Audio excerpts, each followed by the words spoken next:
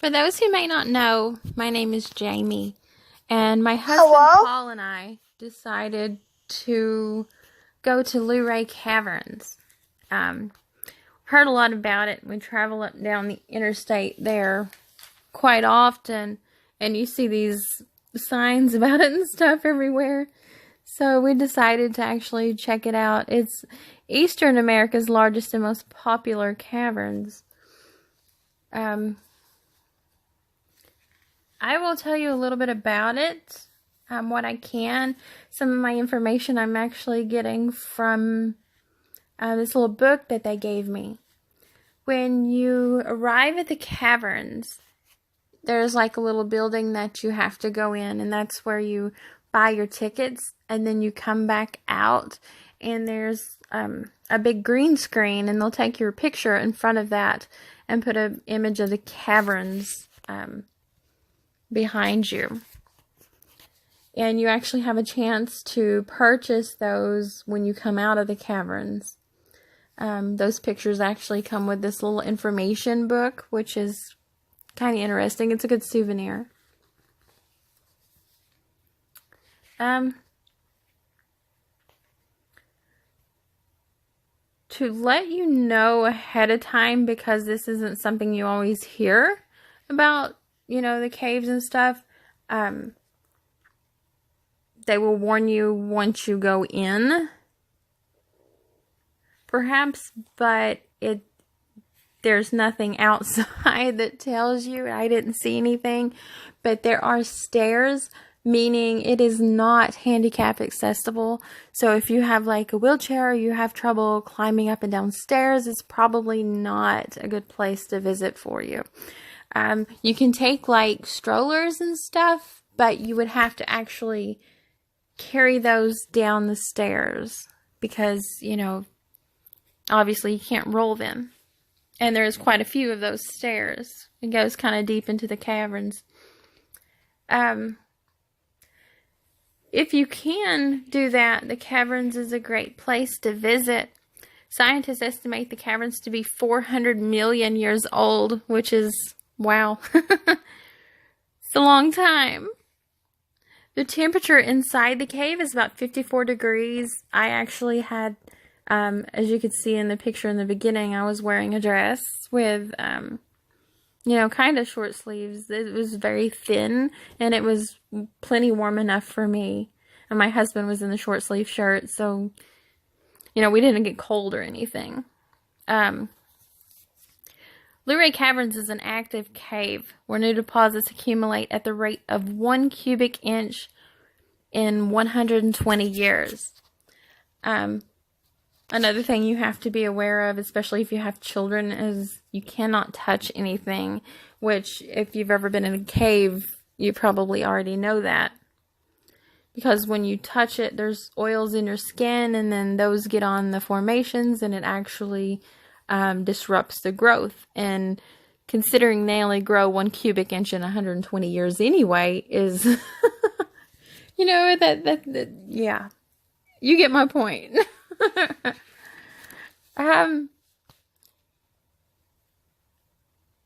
Luray Caverns is a solutional caverns. Water mixed with carbon dioxide from the atmosphere creates a mild carbonic acid in the soil. When that solution seeps through the ground, it hollowed out the bedrock, creating these big cavern rooms, slowly eroding the limestone layers. And another thing about the caverns, there are certain areas inside the cave where there's a really strong smell. I guess that might be like sulfur or something, but it is kind of stout in a few little areas there. But despite that, I found it rather easy to breathe in there. The air is just so clear, I guess. Other than that little smell. There's some really neat things to see down in here. That's actually Pluto's ghost, by the way. To tell you a little bit about it, Pluto's ghost, and I was looking to see if it was mentioned in here. I know it mentions phantom chasers, but it doesn't tell. Pluto's ghost. Okay, here we go. This large white vision is known as Pluto's ghost. The cavern's discoverers first dubbed the brilliant formation the Spectre column, then realized it was such a mythological beauty that they referenced ancient gods. Pluto's ghost, from the story that they were telling in the caverns, when it was first seen and the light hit it just right, it looked like a ghost. And it actually had them questioning what it was. As they got closer and closer exploring the caverns, they eventually realized what it actually was. But from a distance, it really does look, as you can tell there, it's glowing.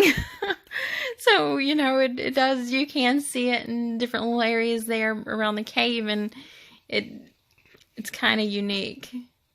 So that's a little something. And then, let's see, there are some little areas that they call totem poles. Those are pretty cool because they resemble Native American icons.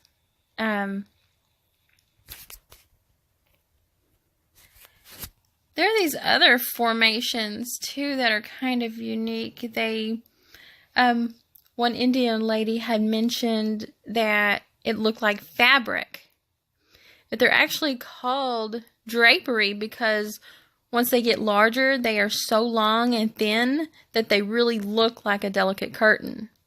The National Geographic has said that the Saracens, I don't know if I'm saying that correctly or not, Saracen's tent, I guess, is among the best in the entire world. And there's actually water down in here too. So if you see images where it looks like the exact same thing is on the top half as the bottom, that's probably because you're looking at water. And it really is hard to tell it's water unless you're right up on it. So a lot of my pictures, you can't tell. But there's an area down there called Dream Lake. And it is actually the largest body of water in Luray Caverns. And the deepest part of the lake is only between 18 to 20 inches. So it's not very deep, but it's very pretty. There's also an area called Giant's Hall, which is the deepest part of the caverns. It is 264 feet down. The double column in this chamber offers one of the best examples of stalactite and stalagmite. So it's very unique. It is called Titania's Well, named after the character in Shakespeare's A Midsummer Night's Dream.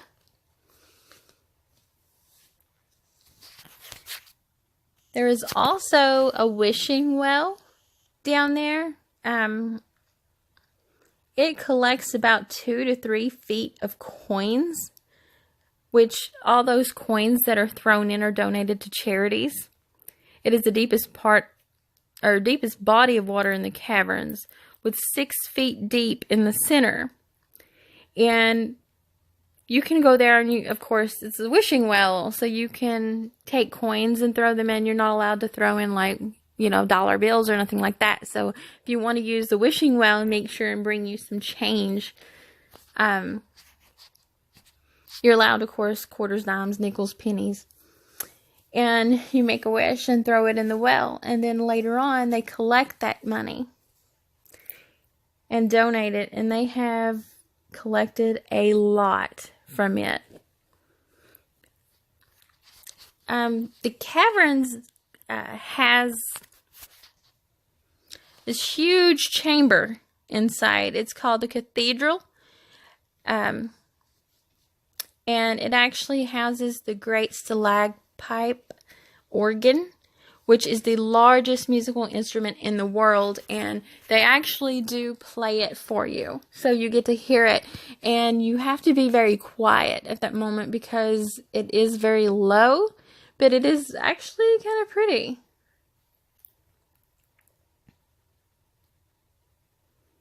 It's one of the most memorable sites in the caverns. There is another area, and it's funny that it would be called fried eggs because that's exactly what it looks like. And there is a picture in here. I don't know if we have gotten to that yet. But if you see something that looks like a couple of fried eggs, that's what it is. Not the fried eggs like you eat, but they started off life as a couple of stalagmites. And somehow they got sheared near their base during the enlargement of the tunnel. So they formed these little things that look like eggs. It's pretty neat.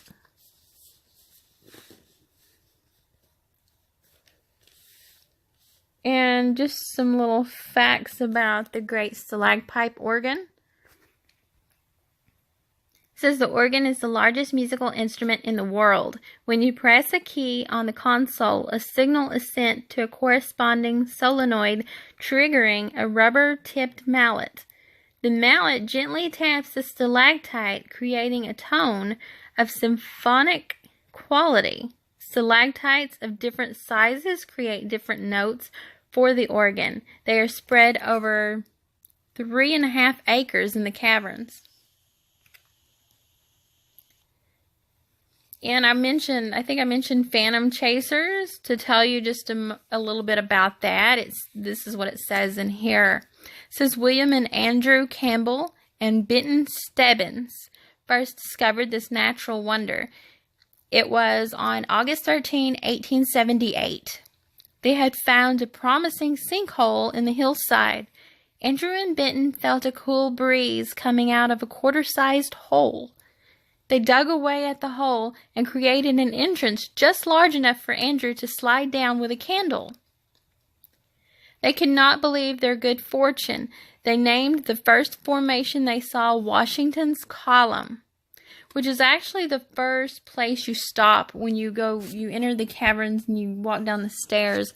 This is the place that they give a little speech about all this, and they go into a little bit more detail. But they named Washington Column after the first president of the United States of America. Years of exploring and searching the Shenandoah Valley for these caverns earned them the name Phantom Chasers. And again, part of that name comes from Pluto's ghost. Again, they do go into a little more detail. They know, of course, more about the cave than I do. But this is just some of the little things, that they have told or in this little book here. And also, like, at the caverns there, as you come out of the building, there is some little shops there. And when you first come out of the cave, too, they've got, like, a gift shop right there. At the exit doors, so you can buy magnets and cups and shirts and just pretty much anything. It's pretty big. It's a little crowded, like the aisles are kind of narrow, so you really do have to kind of slide around people. So that part's kind of no fun, but it's got some neat stuff in there to look at. And they also have a car and carriage museum there. They have Toy Town Junction. There's Jim's Sluice, I guess is how you say that. It's a weird name. There's a garden maze. A lot of the kids might enjoy that. There's a rope adventure park, a singing tower, Caverns Country Club. All that's right in that same area. But they do have, like, right next door, there's a little shop there that has all kinds of, like, fudge, which is pretty good. It's pretty good fudge. It melts in your mouth. It's not the kind that you have to, like, really bite into. I mean, if you stick it in your mouth, it melts. So, really good candies and chocolates and things like that. And they have fresh lemonade, which is really good. I thought it was really good. Again, You know, there's a lot of places to buy a lot of souvenirs and different things. There's a lot of photo opportunities. Sometimes the photos are hard to take because you have a lot of people to kind of work around and wait for and squeeze in between and whatnot. So that's really like the only negative to it, in my opinion, is that you can't get down there if you're handicapped, and you can't easily walk through without interruption because there are so many people. But all in all, it was a unique experience. It's a great place to visit. It's amazing because we've been to quite a few caves now. We've been to Mammoth Cave and, you know, all the caves over in Cave City in Kentucky and a few different places. And, you know, my husband especially has been in some smaller caves that aren't tourist attractions. And I've been into a few, but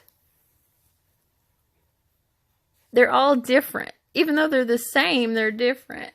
It's hard to explain, but if you like caves, it's definitely a good place to go. And it's in Shenandoah Valley, Luray is, which is a beautiful area.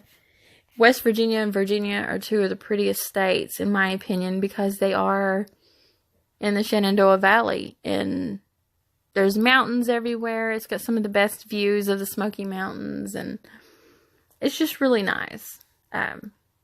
Well, I don't know if it's all Smoky Mountains, but it's all part of that, I guess. I don't know what they call it down in there, but it is beautiful. And I'm grateful we got to go, and I hope this video has been interesting for you. I hope you've enjoyed some of our pictures and maybe learned a little something, and maybe if you haven't been to Luray Caverns, you'll get a chance to go yourselves. So for now, I'm signing off of here, and I send you my blessings. Thank you so much for listening.